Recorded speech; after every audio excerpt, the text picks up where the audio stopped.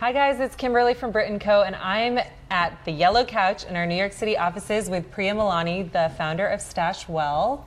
And Priya, Hi. I know you used to be on Wall Street, but you decided to branch off and start your own company. Can you tell us a little bit about how that all happened? Yeah, sure. Yeah, I started on Wall Street over a decade ago, and I decided to start Stash Wealth because I realized there were a lot of millennials out there who wanted good financial information, and there was really not a good place to go get it. So we call our clients Henrys, high earners, not rich yet. Basically 20-somethings and 30-somethings who are making good money and want something to show for it. That's awesome. So around the holidays, a lot of people tend to spend a ton of money, especially with Black Friday and all the deals that are going on and whatnot. You have a couple of tips to save your cash. I do.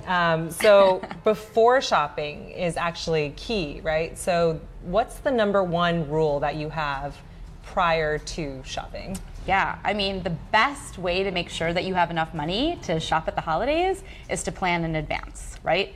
So we have our clients set up that they're already starting to save they'll start saving in January of this year for holiday season 2017. And how can you actually make sure that you have enough money? Like, do you have to create a separate account, or what do you do? Yeah, so we advise creating a separate account because out of sight, out of mind. You don't tap it for something else. Right. And we like using online bank accounts because they pay a higher interest. Your money's like making money while it's sitting there. So we suggest putting or setting up a savings account at an online bank and automating, like the biggest key. I kind of joke I worked on Wall Street forever and my biggest financial tip is automation. Like that is literally the key to success. So automate, like just a simple example, if you set it up to save $41 a month from your checking account in January, you'd have $500 at the holidays. So basically you have to start saving for December 2017. January 2017, yeah. Okay. All year. This is like definitely pre-planning. So, Yes. so make that sub account, guys. And then the second one you advise is for people to make lists. Yeah, it seems really intuitive, and well, obviously I should, kind of just plan that out a little bit, but not everyone sits down and takes the time to say, like, who do I have to buy gifts for? How much do I want to spend on those gifts? And like then thinking of some ideas that fit within that price range. Right. But if you actually do that, then you can have a very clear understanding of what you need to adjust so that you're not spending more than you actually can. Right. So making a list is super, super important. Yeah, that is very, very helpful. And you obviously, like, retailers are sending out coupon codes all the time if you are signed up to their newsletters. So if you haven't been planning all year, we all get way too much in our inbox. Junk mail all the time. So much of it. But so many retailers offer like an immediate 10% discount if you sign up for their newsletter. Right. So I would say like now, this week, next week is a really good time to sign up for those newsletters to get the 10% discounts. Yeah. And then just unsubscribe when you're done. And then just unsubscribe is your best friend. Yeah. Awesome. Those are a lot of good things to keep in mind prior to shopping, but like when you're shopping, there's a lot of things that you also want to be cognizant of, like definitely coupon codes. Coupon codes, totally. Yeah, everyone knows that Black Friday is sort of like the big shopping day, and retailers are always trying to figure out other days to get us to spend more and other ways to get us to spend more. Amazon, for instance, it's not Black Friday, it's Black Friday, like the whole week is deals. Yeah. But as you get deeper in the week, the deals get better and better. Yeah. Last year, research actually showed that the day of the most deals were released was Thanksgiving Day, followed by Cyber Monday, followed by Black Friday. So Black Friday was actually the day that released the fewest number of deals. Interesting. Which is very interesting to know. So if you're gonna like get started with your shopping, I would say be a little patient, and you might even get more and more deals as the weekend goes on. Right. And then are there any like apps or sites that you know of you can use to actually track these deals and find them? Definitely, and I mean, new ones are popping up all the time. One of the new favorites is an app called Honey, which is an actual, it's a web browser plugin, and it will, when you get to like the checkout page, it will actually go through circulate like all the coupon codes, and find the one that has the best deal, and then that takes it off the bill. You get the discount, and then obviously Retail Me Not. I think that's a really popular one and sort of a go-to that also immediately, why not? If you can get a discount on the item, go for it. That's awesome.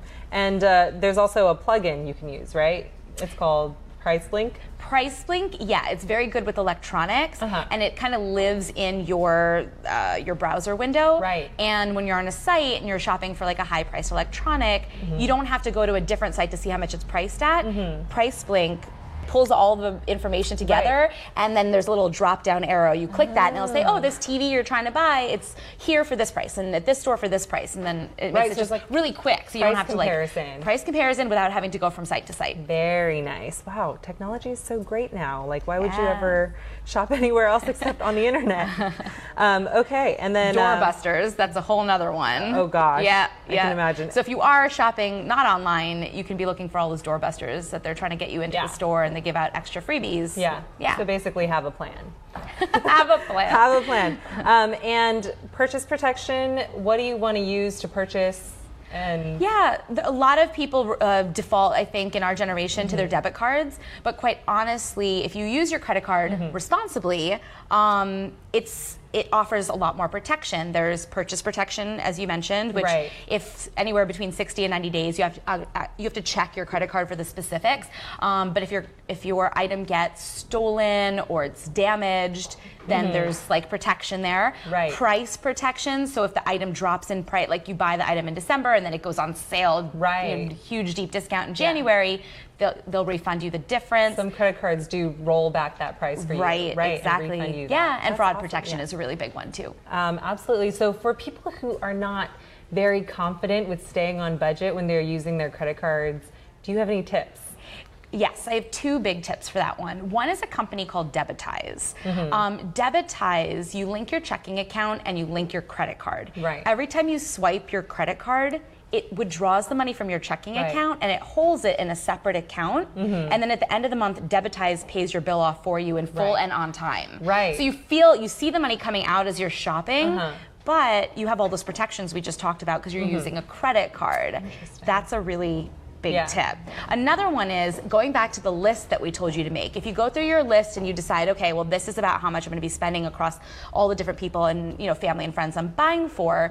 Let's say it comes up to $300. Go to the pharmacy, buy one of those prepaid cards with your credit card for that exact amount, and then just take that prepaid card with you shopping, and and if you also really don't feel comfortable with using your credit card too much, you also advise just pay it off at the end of the day, right? Right. If you're nervous that you might rack up and lose track, definitely pay your credit card off. I mean, I think we all have our credit card apps on our phones.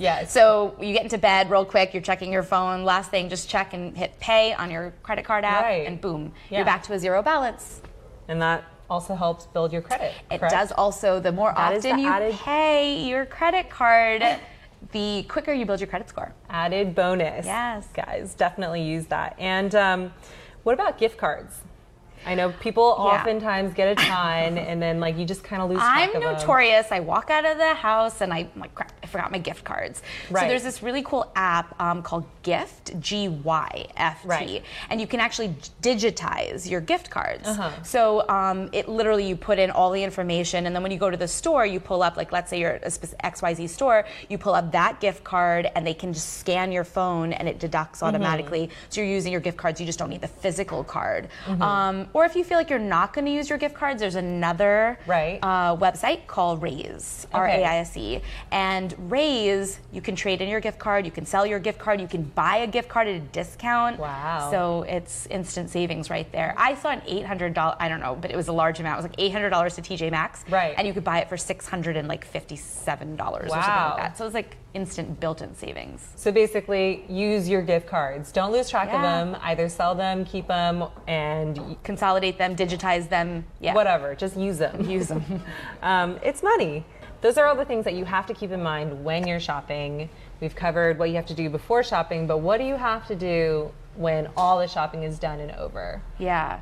So I think going back to price protection, that's a really important one. You can check and see if any of the items that you purchased went on sale, and then contact your credit card company to give you the difference. Or the store, in some cases, if you didn't use your credit card, you can contact the store to get the price difference credited back. Yeah, that's awesome. And so what's the best day to shop? What's the best way to save money? Kind of a trick question. Yeah. The absolute best day to shop in terms of deals for that big December 25th day is actually December 24th. So biggest deals are on December 24th. Basically, just procrastinate. Be the ultimate procrastinator, and you'll save the most. But I mean, hey, it's good to be prepared still. Yes. Do lots of preparation work. Yeah. But, you know, if you really do want to save the most money, it's actually don't shop on Black Friday. Skip Black Friday altogether. Because that's actually, I think, super counterintuitive. People usually don't think that. They think that, like, that's the day for the deals. But December 24th. December 24th. With holiday shopping, there's also oftentimes holiday travel. So how are some ways that you can save money on airfare and whatnot? So totally underused feature of airline websites is price alerts. But you can actually go into the website and say, like, this is the range of dates I'm flying and this is the price, like when the price drops, send me an email or send me a text. And a lot of people forget to do that, but there are many sites that do it. Hopper's one, Kayak, sort of the old standby, but it's an oldie but a goodie. And Airfare Watchdog, they're watching. There's Mistake Fairs. I mean, there's a million sites out there that you can go to, but setting a price alert. Just basically keep an eye on that. Keep an eye on it. And then also, one of the other rules that you had also applies to airfare as well. I mean, the sub-savings account system can be applied to so many things, and it all goes back to automation. So set up an online bank account, nickname it travel. You have to do the nickname is a crucial part. Don't put all your savings in one account. This is for holiday shopping, this is for holiday travel, and automate a little bit to go in every month or every couple weeks. You know, on payday, that's a really popular way to do it.